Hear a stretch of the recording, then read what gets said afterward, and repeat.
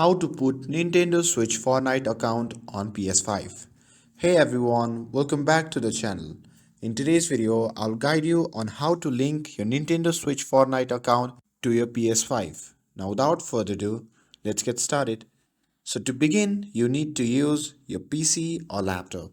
Open a web browser and go to fortnite.com. If you are not already logged in, click the profile icon in the top right corner of the screen to access the login page. Log in to your Fortnite account using Epic Games credentials. And once logged in, click your profile icon again in the top right corner. And from the drop down menu, select Account. And this will take you to the account settings page. Now, in your account settings, look at the menu on the left hand side.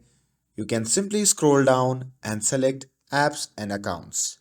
Now here you will see a list of connected accounts. If your Nintendo Switch is already linked, it should appear in this section. Now, to link your PS5, locate the PlayStation Network option under the Accounts tab. And once you have located that, simply click the connect button next to PlayStation Network. And this will redirect you to the new page where you can link your PlayStation account.